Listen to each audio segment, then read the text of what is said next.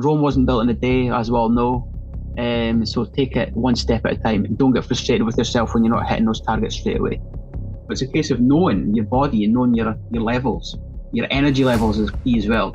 People, strength conditioning wise, are just sometimes not aware of these things until they actually put themselves in a position of going to do exercise and they start to recognize, oh, okay, my strength is not really good. It's not what I want it to be. It's not where it should be.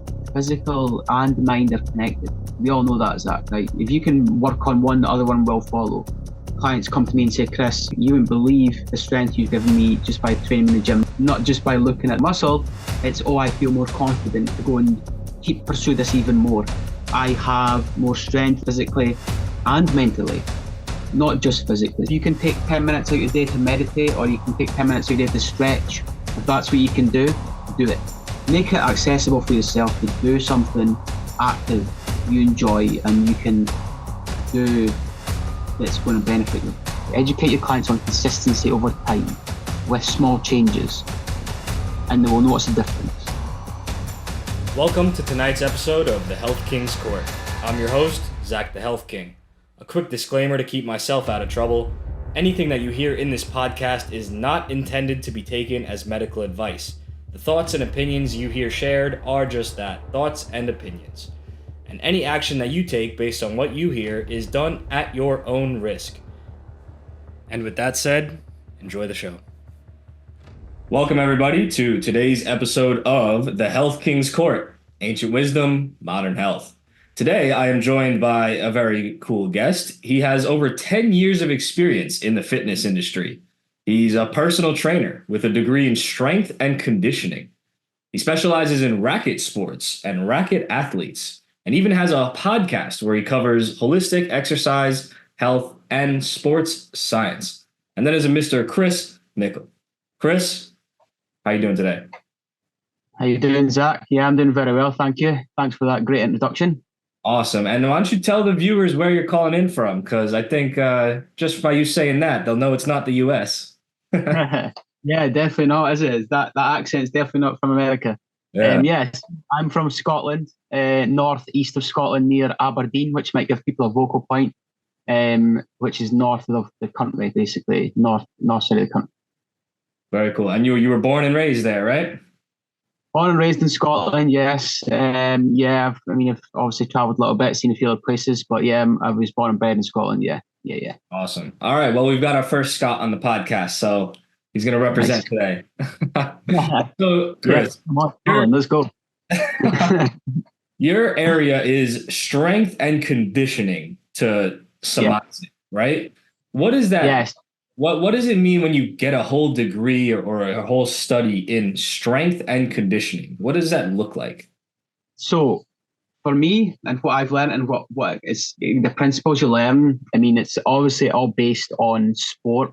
A sport, for example, you can base it around sport. So it's basically like what you would do is you take a needs analysis of the sport, then you would take a needs analysis of the athlete, what they would look, so what their strengths and weaknesses are, what the sport's priorities are, and then from there you would build your program around those two areas of the needs analysis of the sport and the needs analysis of the athlete.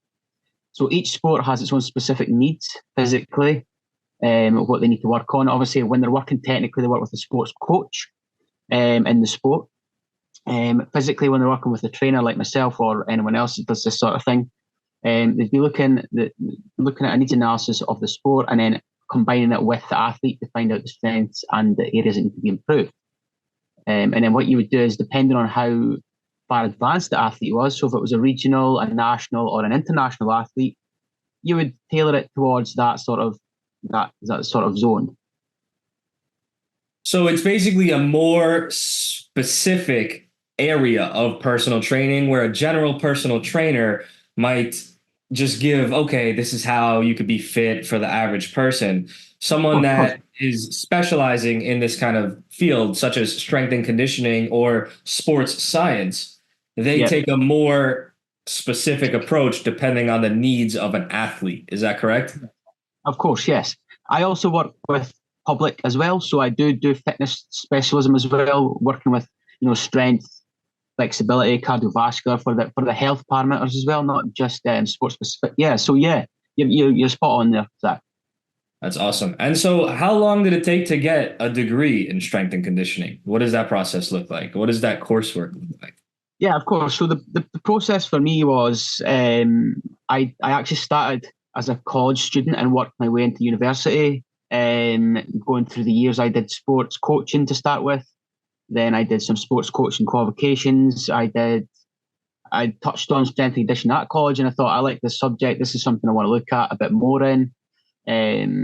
Went to did a degree, 3 years at uni, and then personal training qualification after that as well. So, it's kind of been, what does it look like? It takes a lot of time, it takes a lot of dedication and effort, and focus is the main thing. I think if you're looking to get into this area, you really need to dial down on what you're really wanting to look at, what sport, because I mean, you can look at like all sports, but I think you want to specialize in something specifically because it gives you more of a dialed in approach as well. Got it. So you only work with racket athletes, or that's just your preferred area? Well, in the past, obviously, I've worked with different, so football players, well, as we call football players in UK, it's slightly different to America, right? Let's get that right before I start talking on a bit more. Yeah, so football is soccer in America. Am I right? That's correct. Yes, there we go. So, for all your American viewers, soccer, I've worked with a Scottish Women's Premier League women's team for 2 years as a bit of a experience, which gave me knowledge in football specifics. And then I did a bit of swimming, athletes, youth athletes, older athletes, a bit of a mix, and worked with the university badminton team as well. So I have had those sort of areas. And then I thought to myself, well, I have experience in racket sports. I actually played squash since I was 10 years old. I actually stopped recently because I've got 4 children now as well. So family comes into it quite highly. Well, yeah, so I've had a mix of stuff, but I'm now specialising in racket athletes. Basically because I've got the experience in that area. I've played the sport. I know the sport. But I also know strength and conditioning and how you can dial in on that on the racket sports. Different set of sort of parameters for the sport, but it's different to swimming, different to football, different to badminton is a racket sport, sorry, but swimming and football, slightly different things you're looking at physically for each sport. But I've got the experience in racket sports, and I find it interesting. It's a passion of mine as well. I'd still be playing it today if I had the time, but you can't do everything all the time. You need to give time to other things, So there we go. Yeah. What is it that you enjoy about racket sports as a player on that side of things? Okay, so as a player, I think it's the pace of the game, the intensity of the game, the high intensity. You've got to think quickly. You've got to be on the ball. The focus has to be there. The ball's moving at a fast pace. I've always been a case of when it's sport, it's always been fast-paced sports I went into when I was younger.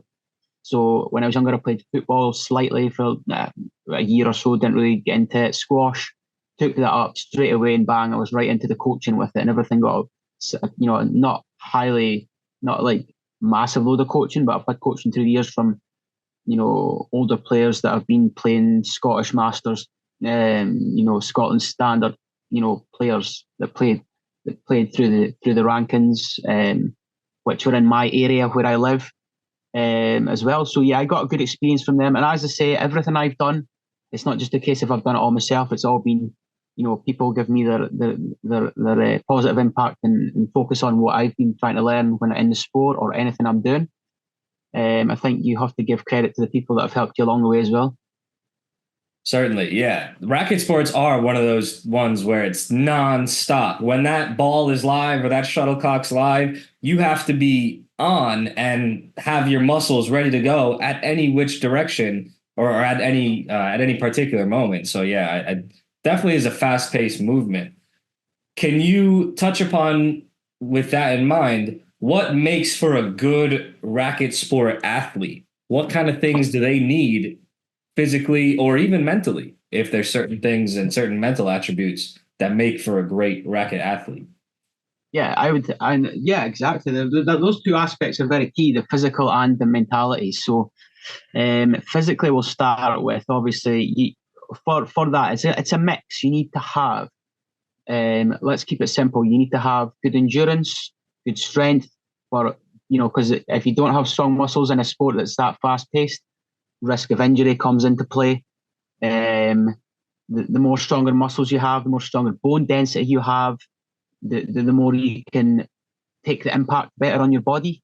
And recovery is key as well. So I'm not going to just talk about blasting out a game of squash and blasting out a gym session. Recovery is as important. If you want the output is the same as the last time, you must recover as well. So, and back to the question, I digress a bit. So a racket sport athlete attributes physically, you need strength, you need endurance, you need anaerobic uh, fitness, which is slightly different to aerobic fitness. We'll get into that probably later at some point. Two different aspects of fast twitch and slow twitch muscles. So yeah, you need strength. I would say it's and coordination as well as a key thing to coordinate the movements with the racket and the hand. Agility with your feet. You need to be able to have quick feet movements, light feet as well. So those are some of the key areas I would say you need to be a good racket sports player, or certainly start thinking about, okay, this is what I need to work on here. Let's look at these areas and work on these. Again, for the sport, depending on tennis, depending on badminton, depending on squash, similar areas will be coming through on the sports analysis, but also there is slight differences because the area you use for tennis, for example, is a lot bigger than the squash court. So some things may need more attention on the physical in a tennis court. Some things may need more attention on a squash court. Same with a badminton court as well, because you're using a different like meterage of ground or wherever you're playing the sport in the hall or in wherever it is. Different areas to cover. Some of the stuff is so the footwork's obviously similar. So obviously your footwork needs to be good for any of these sports. Agility, movement, biomechanics is another aspect you need to think about. So yeah, there's a lot to think about, but I think I don't want to overwhelm your viewers too much, but I think what you should do is if you're looking to take on racket sports just as a beginner, or even, you think you're at a level, okay, I might just step up to the next level. Think about that little thing that will make you that improvement each day or each training session to get you to that next level on that sport. So if you're a racket sports player and you're thinking about doing that, then I would give you information on just keep it simple, day by day. Rome wasn't built in a day, as we all know. So take it one step at a time and don't get frustrated with yourself when you're not hitting those targets straight away. Yeah. And what do you think is the split of importance between time in the gym versus time on the court in making a great athlete? Okay, so yeah, there has to be. It depends on competition times as well throughout the year.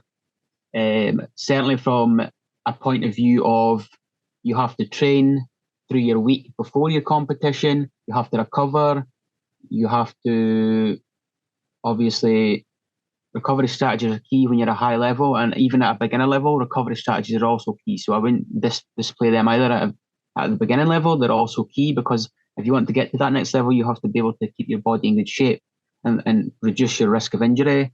So I think the split between training and squash time will also depend on the level you're at. So there's not really a definitive as such, but say you're at a beginner level, you want to make sure say you want to just say you're at a club level. Let's take a club level, for example. Okay, so you're at a club level, local club level, want to start playing, been asked to play for the squash team or the badminton team. You start seeing players doing different things. You have to find the optimal for you as well. So it depends on your schedule. But if it's club level, I mean, I would say 2 to 3 times, probably twice a week in the gym. And then and then obviously you have your match nights at your squash club or your badminton club. And then you have another night where you train on the court. So I would say 2 on the court, 2 in the gym. But again, intensity is important on these aspects. So don't just go 100% every time you go in a session. You must work it as your body allows you to work it. Okay. So if you feel like the gym session, you tailor a gym session. Say you plan a gym session and you're thinking, right, I'm going to hit this, this, and this. These 3 targets today in the gym. But you go to the gym and you get to the second target and you're like, no, my body's just not quite at that state today. It's not a case of, I'm not going to push myself. It's a case of knowing your body and knowing your levels. Your energy levels is key as well. Because if you obviously go into a session, I mean, I'm all for pushing the sessions. I'm all for recovery as well, though that's a big thing now, because for me, 10 years ago, working out was up here and recovery was here. Now it's recovery is becoming more equal to working out, and people are talking about it recovery more. And it should be that way, because you need to have the balance to get the output of what you want to do in your sport or your fitness. If an average person in society were to step onto a squash court or tennis court and take part in a serious competition, how do you think that would go? What would be their failure point? Why what would their experience be like? So if they were coming from literally no experience on a court, They're just an average person, an average man or woman walking around society with the average person's fitness level. Yeah. Okay. So first time, if we're just going on to a tennis court to have a hit about, you'd probably notice that their fitness level, as in cardiovascular level, would need to be worked on. If they've never had any experience on a court like that before, they would need to work on their strength. I think they would also find that challenging for, the length of the games can be long on a tennis court, shorter bouts on a squash court, but which more high intensity. So definitely they would find that their oxygen levels would need to be improved to sustain a game of squash, to sustain a game of tennis, to also mobility. So if they're sitting in an office all day and they're coming onto a tennis court for the very first time ever in their life, I would recommend you obviously work on your endurance, work on your strength, work on your mobility, work on, reducing the risk of injury, basically. But as I say, experience-wise, your body would be very challenged. So oxygen uptake would be challenged. Your joints would be going in different directions. It probably might have not moved before very quickly in some cases, depending on how fast the person moves. So yeah, I mean, those are the things you need to work on. And obviously, experience-wise, when I first went on a squash court, I think I was about 10, and I was just getting used to the game. Awareness-wise of what I was getting myself into before I played a match training was different to a match. So for me, I see a lot of people going into a match thinking, oh, this might be, this looks like easy. I'm just hitting a ball off a wall. And all of a sudden they start playing and they're like, oh my God, like this game is challenging and it's fast and you have to be quick. So again, footwork would be something I think, someone that's not played before would need to work on and might find challenging. And obviously, so I think that kind of sums it up. There's that.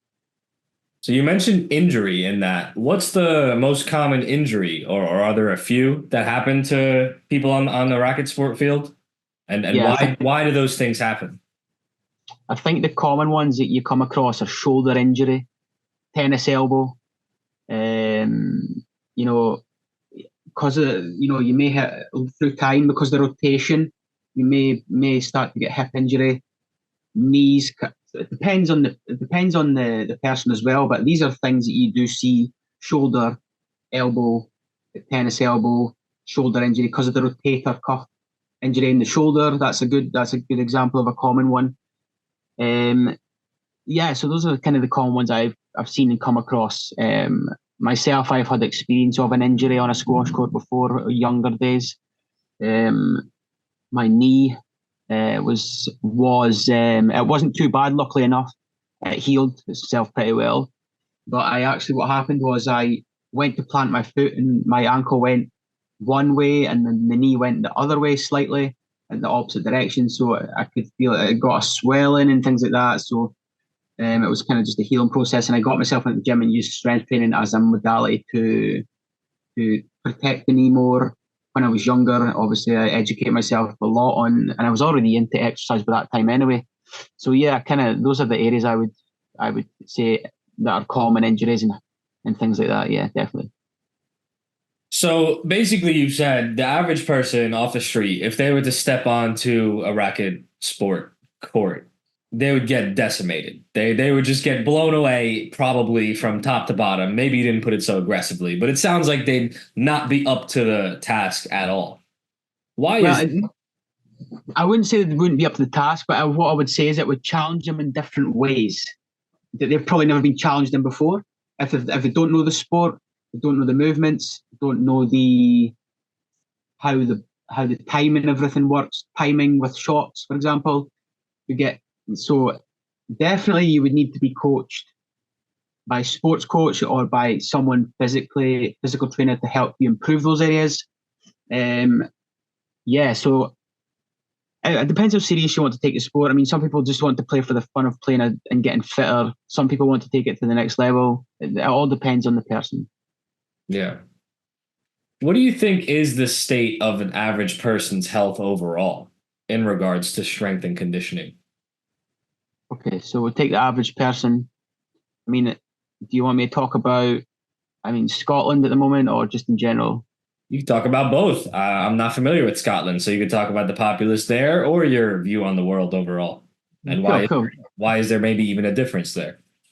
Okay, so Scotland, and obviously worldview, generally people, strength conditioning wise, are just sometimes not aware of these things until they actually put themselves in a position of going to do exercise and they start to recognize, oh, okay, my strength is not really good. It's not what I want it to be. It's not where it should be.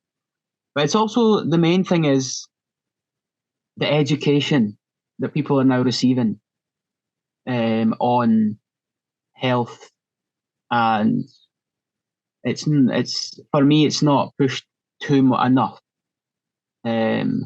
It's not promoted enough. Okay, you've got gyms that go, you've got the gyms and stuff, you've got the access to it, but it's giving the people the access to it in a way that's, it's not going to, how do I put it? Giving them access so they can actually educate themselves, empower themselves is what I'm trying to say. So empower themselves to be able to carry on after they've been educated, after they've been, exposed or made aware of what they can do with their fitness, because that's half the battle. If you know what needs to be done, then you're gonna and you want to improve on that, then you can come to a trainer, you can go to a sports coach, you can get access to these things with information. But the reason we'll go back to what you said originally was, why do I think the average person is not may not have the strength, may not have the conditioning? A lot of things is now becoming said, so we're sitting down a lot. We're sitting down too often. We are not going out for a walk. We're not sometimes not pushing ourselves enough to realize if you want longevity in your life, you need to do more exercise. You need to do more movement, more mobility, more stretching, more even your mind comes into it as well. Physical and mind are connected. We all know that, Zach, right? So if you can connect, if you can work on one, the other one will follow, in a positive way. And it will, that's from experience. You may have experienced that yourself. I don't know. But we're sitting down a lot now. Everything's becoming tap the screen. It's like, why don't we need to make sure everyone is, cycling, for example.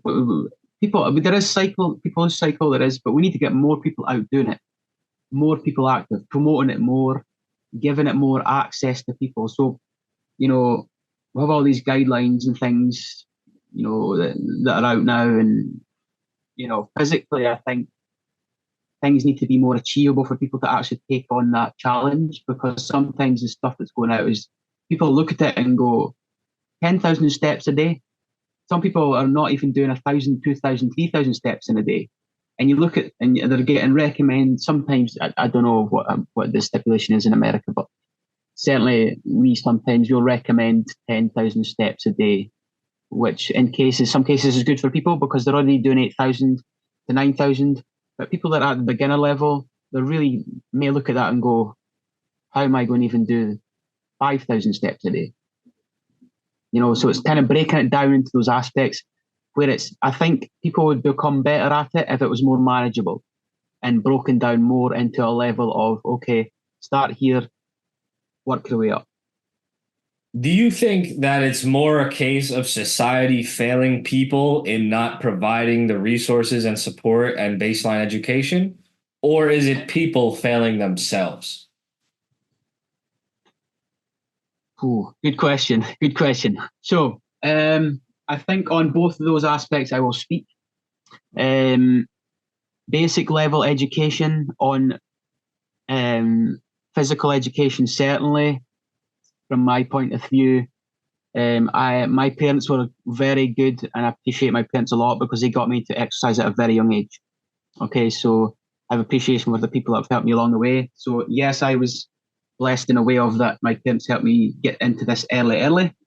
Um, so some people have just not been exposed to it enough, as you say. Getting the basic education out to people is definitely something that needs to be improved um, on a basic level, whether it's in schools or out in the society.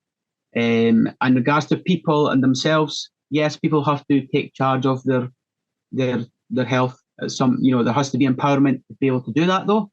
So I think once people are empowered, they have to take a certain amount of autonomy or responsibility to say, I will continue this. I will, whatever level I want to go to, I will go to, whether I want to maintain or keep improving or, do something a sport or just do it as a physical thing in the gym. So some people have to take responsibility as well, or people have to take responsibility as well once they're educated. But as you say, I think both levels need to be looked. Yeah. What do you think is responsible for getting us to the state that we're at? Is it accidental? Is it just the natural consequences of the Industrial Revolution and then the age of the internet, etc.?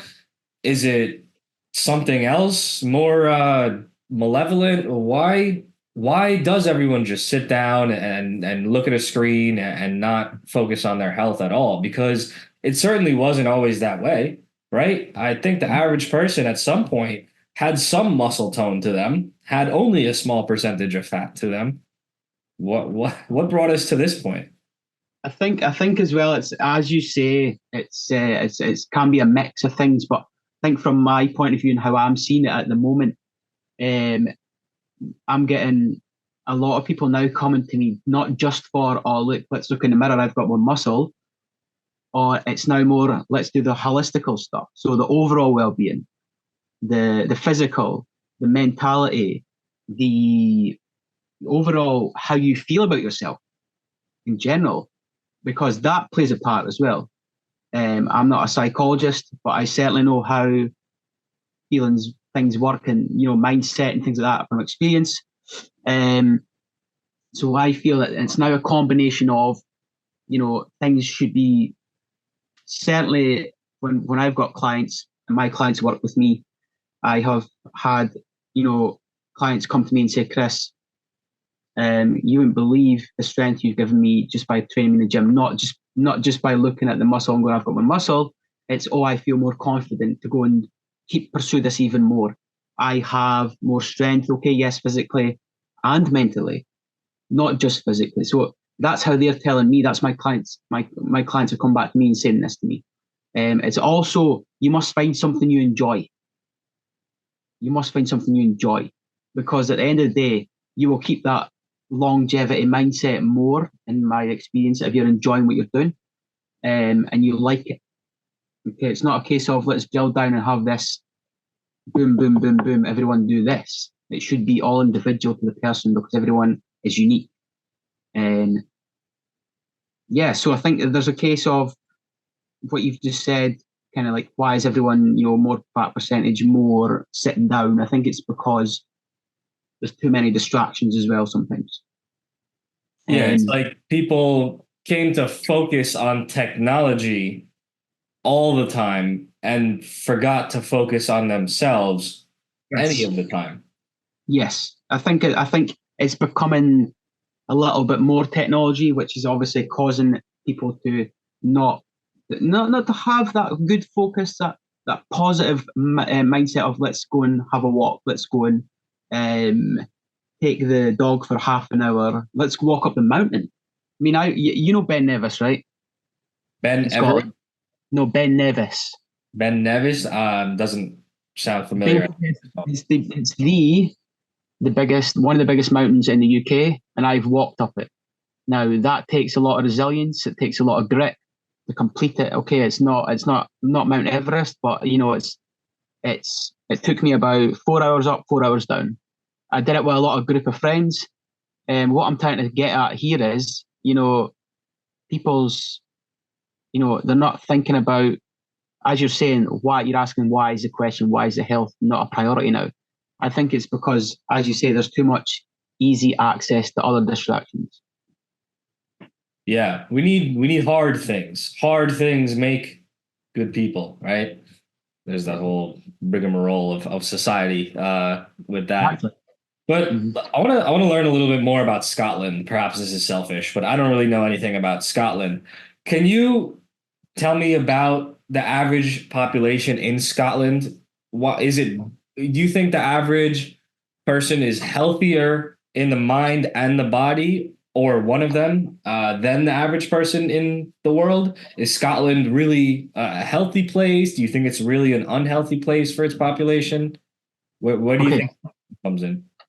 Yeah. So I think Scotland has, in total, as from my knowledge, about 5 to 6 million people in it. Okay. Not very big compared to America. Yeah, I think I Uh, have that in my like three local towns. That many people it yeah, feels like. exactly. So you've got local towns the size of Scotland, basically, right? Yeah.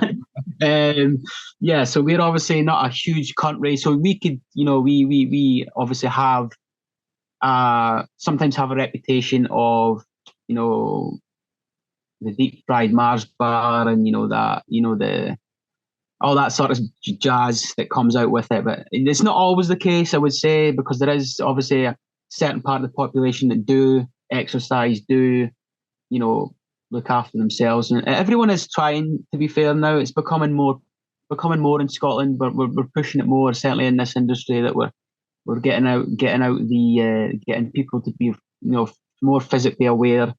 Obviously, people are more mentally aware now because of everything that's been happening over the years. Um, I think it's like a little shift. Um, as I say, the population in Scotland, 5 to 6 million, is about the total in the whole country. Um, as I say, it's helping people, educating people is the big thing for me, because I don't care where you come from or what you do. If you can educate someone, you can empower them. Simple as that. What's the Scottish education system like? I've not been in it for a while, but I mean, I think in regards to what it's like, I think when I was back in the day, when I was obviously in the school and stuff, PE or physical education was for me was still not enough, and I don't think it's pushed enough. It's getting better, but it's not enough, because at the end of the day, everyone knows the benefits of physical education or physical activity. It gives you more than just physical benefits. It gives you mental benefits. It gives your body inner chemistry changes for the positive. So you've got all those good hormones that come about when you exercise. So serotonin, endorphins, all those sort of stuff. So I think if we promote that more, we'll get better people. And with that in mind, is there a particular age where a child should be guided to start specifically focusing on strength and conditioning in the realm of fitness? Or is it, versus like, just go play? Okay, What's so the age at which a child should be, regimented or takes fitness very seriously? I think there is different guidelines, obviously, for different countries and different facilities and things like that. So it's not. I'm not going to come out and say, like, there's a certain, but I mean, certainly with physical exercise. I mean, in the Scottish education system, they'll get certain exercise in the primary school, certain exercise in the high school, and once they hit 16, they can mostly go into a gym in this country, and try out resistance training. So yeah, I think I'm not. That's obviously, you know, I know a guy that has been on my podcast. He knows a lot about growth development, so you have to watch with growth development in kids as well. So it depends on the growth maturation of a child before, when you're training them. So you have to be very careful with that. So yeah, I think in the consensus wise, what I'm trying to say is, I think that it's obviously guided in the right way, and making sure they're always safe when they're exercising and they're always using correct technique, and also guided by the appropriate person that knows how to deal with that sort of area when you're training youngsters. At what age should they start? What age should they start? Okay, like, what do you mean, seriously? Like, seriously taking on, like, resistance training and things like that, or do you mean just exercise in general? I think exercise in general. Like, at what age should a parent of a child, maybe you think, or maybe if you're not giving a recommendation to other people, if you were to have children or when you are Yeah. raising your children, what So age do you say, okay, I need to make sure that they are getting X and Y form of exercise per get day? them, get them to go outside. Get them to go outside and try things like sports, football, walking. Take them out for walking. Walk out the countryside with them. Do the basics first. Start with the basics. Don't overcomplicate it when if you're trying to educate your kids, or certainly from my perspective. Let's take it from my perspective. My kids, they're already asking me questions about exercise. They're already asking me, what's this exercise? Why do you do that? Why do you go to the gym? What's this? So they already have that inquisitive nature, and kids are always like that. They're always inquisitive. They always ask you lots of questions. So from my perspective, I'll take it. I'll kind of speak a bit more about that. So certainly with my kids, I mean, I play sports outside out in my back garden with them. So badminton, for example, I'll set up a badminton net and just back and forward, just get them to move, get them to have fun and move when they're younger, and then once obviously they're taking it to another level when they're older. Depends on the kid as well. So how they'll tell you, they know whether they like something or not, right? Kids are like that. They'll either instantly say no, or they'll instantly say yes, I want to keep doing this because I like it or enjoy it or it's fun. If it's fun for them when they're younger, they'll keep doing it. If certainly from what my experience for my kids, there are some things they'll say to me, no, I don't like that. I'm not doing that again. That's boring. So make it fun for them when they're younger, and then obviously as they get older, I would say, and certainly in this country, some of the gyms don't let them use weights until they're 16. But I mean, in regards to specialists who specialize in this thing, I'd leave that information for them to pass on to others at the moment. Yeah, you really hit a key point within that, in that a child observes and then a child is inquisitive about what they see. So the most important thing, I suppose, to take away from what you just said is that anyone themselves as a parent should be providing the example of someone that is taking fitness seriously. And then the child at their own natural pace will inquire and come into it. Of course, assuming that there is a natural and healthy relationship between parents. Yeah. Absolutely. I mean, yeah. I mean, if you've got that connection with obviously your kids and stuff, and they're asking you questions, then you just start to offer the information over of the guidance, of the exercise, of the sport, and it's all about educating the child as well, and showing them what they can do, and how it benefits them as well. You want it, but as I said, when they're younger, you want to make it fun so they don't even notice they're doing exercise or they're doing physical activity, with sport, with games and stuff like that. Make it fun for them, and they'll enjoy it more, and they won't realize actually. Oh, they'll be an hour gone, and be like, I'm knackered. What was I doing? But, yeah, we just played badminton, or we just, did some shuttle runs, or, footwork or whatever. I mean, those are the things, sports specific things that are not too what should I say, impactful on the body for kids is stuff like that, and keeping it fun. So run, there is the programs nowadays that are like, you can get like specific movement programs for kids in Scotland that take them through just moving in general, which is a good thing to go with for youngsters. Certainly, starting them at a basic level when they're younger and getting them educated on the basics. And when they're older, they have the basics there. As I say, when you specialise in training children, I'll leave that up to the specialist to speak more in depth about it. Very interesting. And so we've touched on the one side of life. Let's talk about the other side. Is there a age or a time when someone should stop focusing on strength and conditioning, when they should stop exercising, or should someone go to the grave at any age? So I think personally, everyone should still exercise no matter what the age. Obviously, depending on the body's ability.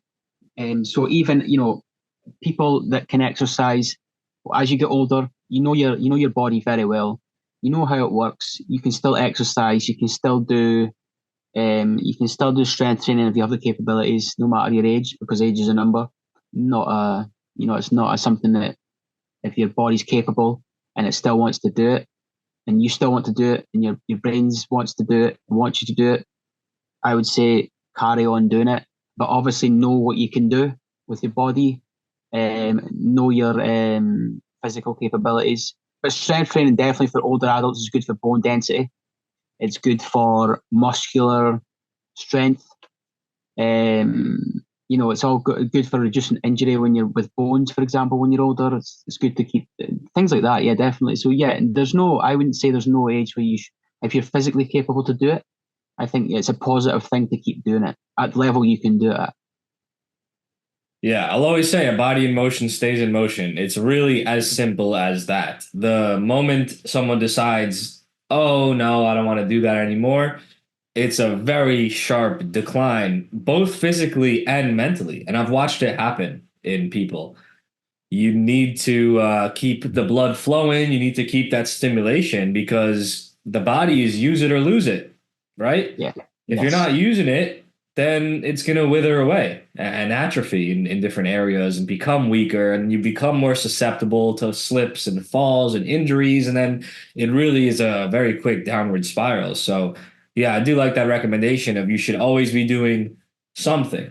It doesn't mean you have to always be doing the same thing. Perhaps a 95-year-old woman isn't, running around on the squash court, but that doesn't mean that there's not something that they could do at their level to keep themselves in motion. And that's for anyone, whether you are 20 years old or 13 years old or 95, or you're injured or you're not, or you're obese or you're fit, like anything, whatever your level is currently, figure out something you could do to get yourself in a better position than you currently are, because otherwise ignoring something never makes it better. Doesn't matter what it is. Doesn't matter what it is. Ignoring a body is just going to allow it to fall into worse states. Yeah. So I would like to make another point on what you just said there about the ages and stuff and what you can do. Do something. That's a good point. Do something, but don't sit and do nothing. If you can take 10 minutes out your day to meditate, or you can take 10 minutes out your day to stretch, if that's what you can do it, because the benefits over the consistency over time, you'll notice positive benefits rather than I'm not going to do that today because, well, I don't know what the reason would be for, but sometimes it's a lot of things now for people's time, but sometimes that could be a case of, is it an excuse or do they actually not have the time? Is it a priority or is it not a priority? That's how I see it. It could seem harsh, but I think between having keeping your longevity and also looking to have a healthier lifestyle, it should be a priority. Yeah, we have time for what we make time for, right? It's anyone can sit and say, there was no time to do this, no time to do that, whatever. But It's just so juvenile and it's such a victim mentality is really the honest, and it's lazy. It's lazy to find an excuse to not be fit, right? Whether I Mhm. don't care if you're at an office all day, blah, blah, blah, blah, bam, take a walk, bam, bang out a couple sets before you go into the office and take a shower, bang out a couple when you get home. No one Yes. said it was easy.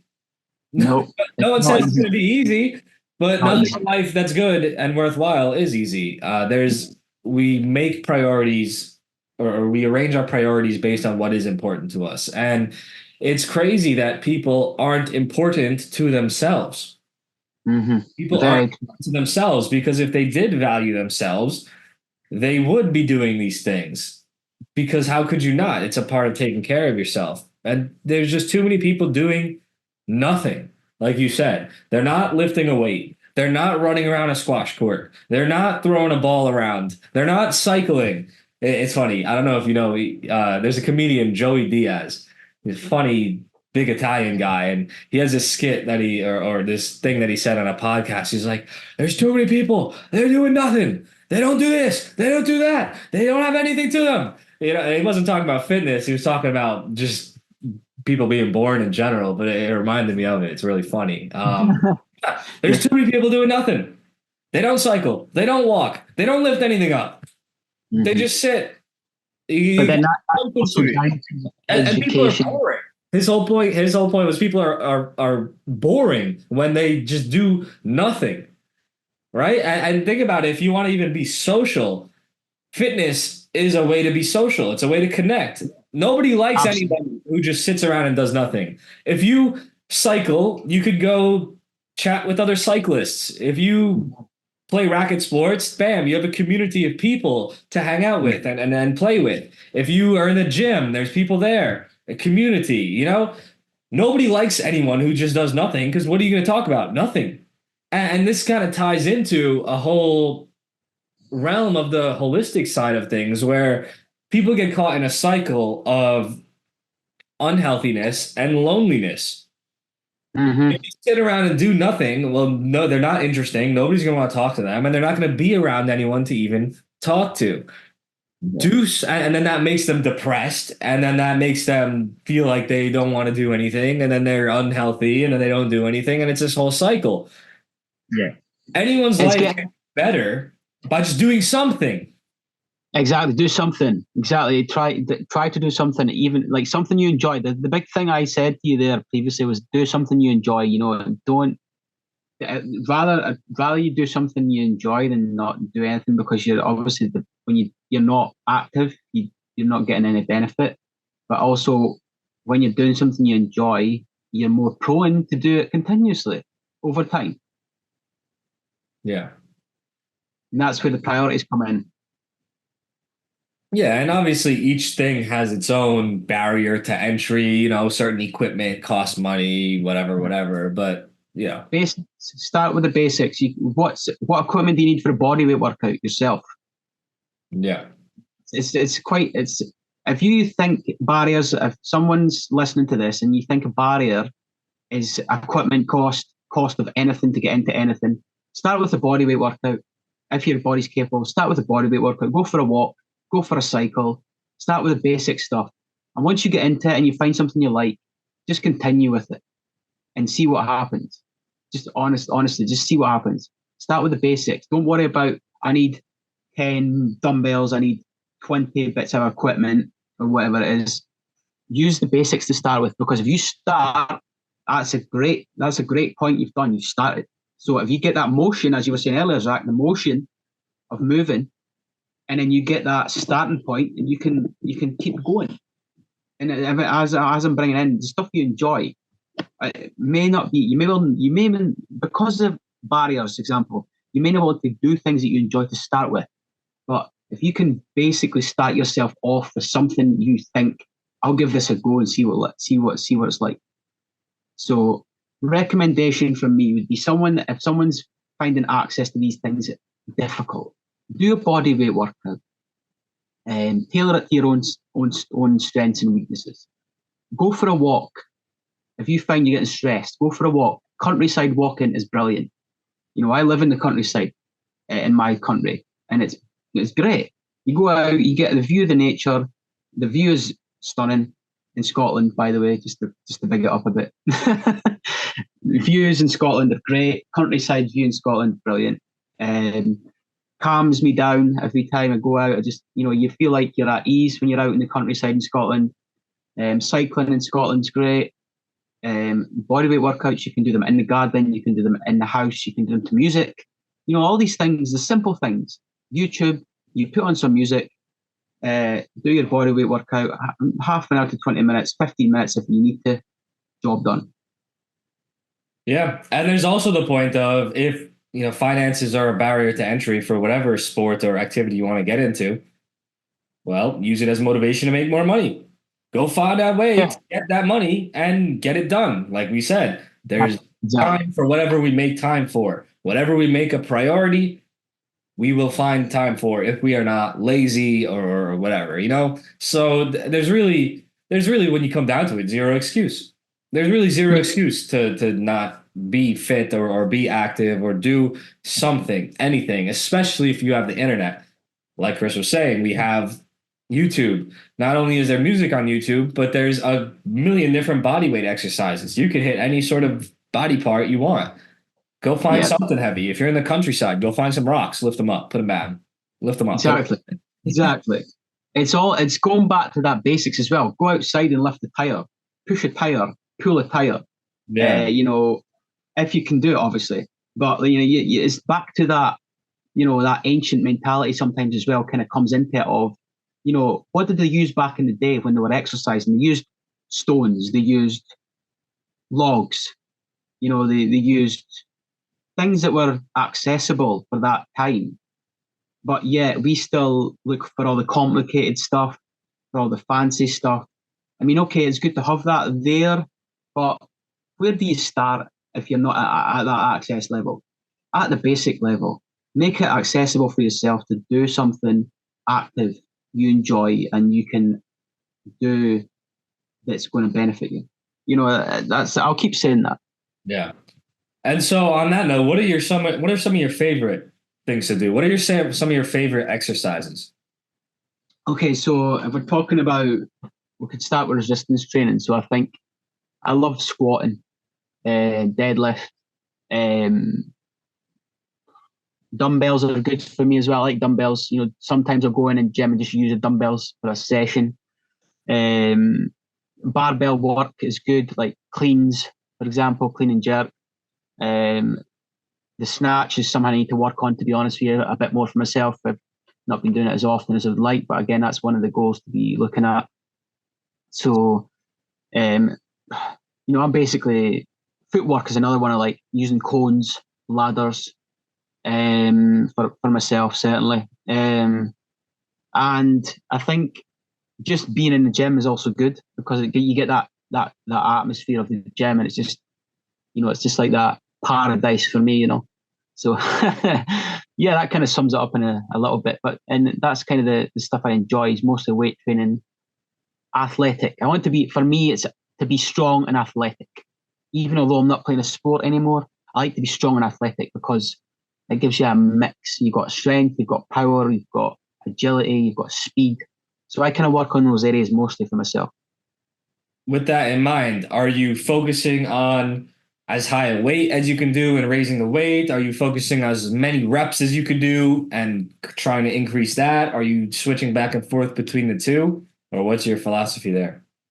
So for my philosophy for myself at the moment, I'll give you a little insight to what I'm doing. Is it's more to work on weight increase, but gradual over time.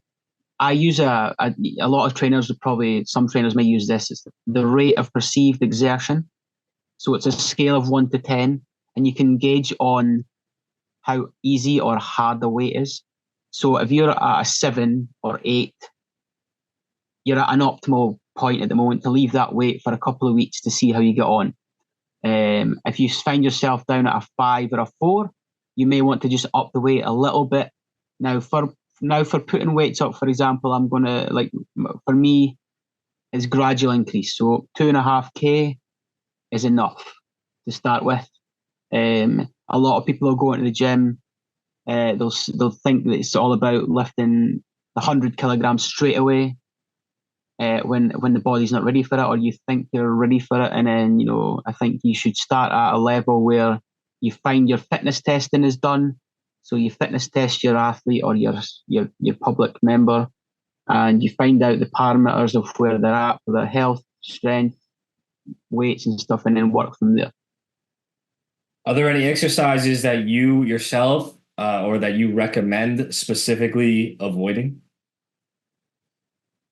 For what? For who? Just for in general? In general, yeah. If you think, hey, that's not a good idea, that's too dangerous, that's not as good as people think. Exercises, I'm not, to be fair, as long as I would say, for me, when you're training, work on your technique first, get the technique nailed down to as great as you can get it. And then once you've built your technique for the first month, 6 weeks, a gradual increase for the first 6 weeks. But once you find the technique, you can start upping the weight.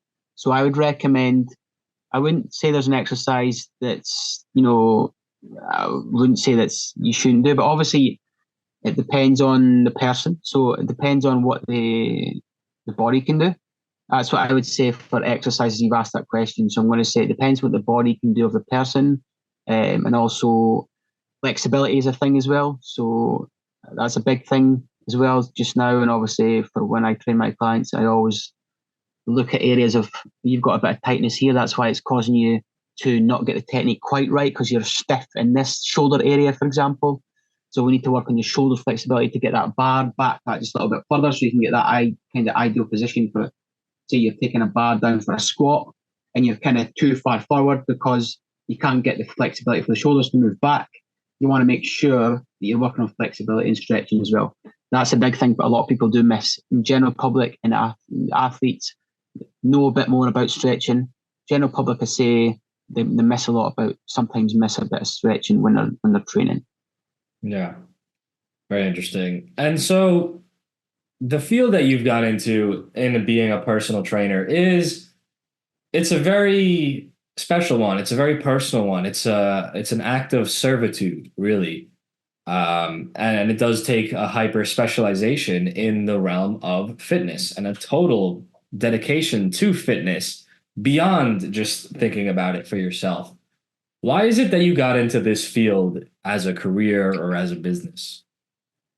Okay, so yeah, I think for me, it's positive impact on others that is going to help them, build that body for themselves, that mindset they want to build, to leave a lasting legacy for my kids to understand that this is beneficial for their life. Please go and do it. Also, I think it's like, I just find it enjoyable as well. I got into this. I've had various experiences in this and in this career now, and obviously with my business. It's just, as I said, positive impact, changing people's lives essentially as well, making them a better person. Not all with that human connection, but also with the science in it as well.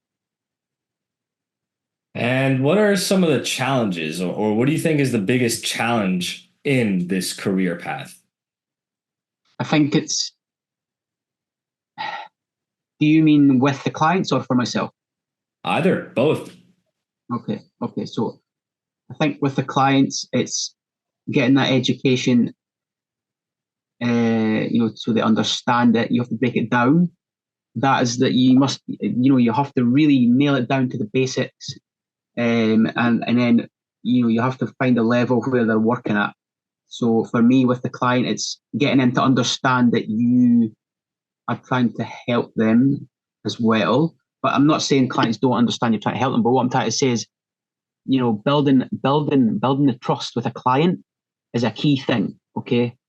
And building a good relationship with your clients, because if you can do that and they know what you're doing, you will get more buy-in. You will get more, okay, let's do that. Yeah, I'm quite happy to do that. And they trust you because you know what you're doing, and also it's building that rapport with the client as well. So having that, rapport and rapport building, and just essentially, as you go through your training cycles with your clients, you build more of a relationship with as a client, as a client, and they understand you more, and they understand how you work, and they understand how you are trying to train them specific to their goals. Of course, some clients don't want all the same. That's one thing you will find in this industry career. You'll come across various people that want various different things. So you have to think on your feet. Sometimes you have to do a lot of research. You have to adapt very quickly in some cases. In regards to myself and challenges for myself, it's, you have to be on top of the game. Like, you have to just keep looking at information, get the correct information, always focusing on program updates, variety in your programs, keeping the client updated on what you're doing. So those are kind of the main things. And also educate yourself if you're wanting to become a personal trainer, you want to do strength conditioning, always educate yourself in this industry. It's always everything's evolving, but this industry evolves very quickly. So yeah, I think that kind of sums it up. And so you mentioned, you're touching people's lives, even changing people's lives. Do you have any really awesome success stories of transformations you've seen in a client that you think are worth sharing? Yeah, I think I won't give out names, and I won't give out anything like that, but I can tell you probably that I've had clients who have come to me with specific, things that have, probably they came to me with a bit of like, pain as such in muscles and things like that. And I've had clients that have come to me and said, I'm feeling stronger now. So yeah, I mean, it's down to, from my perspective, it's getting the science right with human connection. But as I say, like, I've had clients come to me and say, "Oh, I'm now pain free." I was like, "Okay, so what have you been doing? You've been doing what I've been asking you to do, haven't you?" Yes. I mean, it's getting the buy-in as well with the clients. If they understand what you're doing, they'll get more buy-in, and then they'll start to. There is some things you have to change during clients' programs that are maybe not working quite as well. They need improved and changed to get that improvement they're looking for. So yeah, I mean, I've had clients come to me and say, look, I'm physically stronger now. I feel like I can lift, my daily tasks are better. I can move better. I've got less pain here, less pain here. It's because you have to be specific to the person's needs in this industry. When you come to train someone, don't just train them on a general consensus. Train them on the individual. Yeah. And what they need and what they want is the key thing in this industry. If you can get that right, you will get results with clients eventually. The results will come. But you have to educate the client on the two things I will say. Consistency over time. Those are the two things I'll say about exercise. If you want to become a personal trainer, educate your clients on consistency over time with small changes, and they will notice a difference. Obviously, the consensus is sometimes that most of the time it takes about 3 months to build a new habit. It takes about 3 months to see those slightly more bigger results. And once you get the habit built and you've got 3 months on, it's about consistency over time. But it's managing yourself, like with training. Like for a client, for example, some of the great things I see is a client can manage themselves better. Like in a gym, they can do things with more confidence in the gym, and they don't feel intimidated in the gym because they know what they're doing. Those are the basic levels as well. And there is obviously the scientific stuff. They've got less pain in a muscle, or they have more mobility as well. These are some of the factors I find when I'm working with clients as well. So I think, yeah, it's a mix of stuff, certainly from the client point of view and my point of view for progression. If you want to do this, dedicate yourself to being a personal trainer.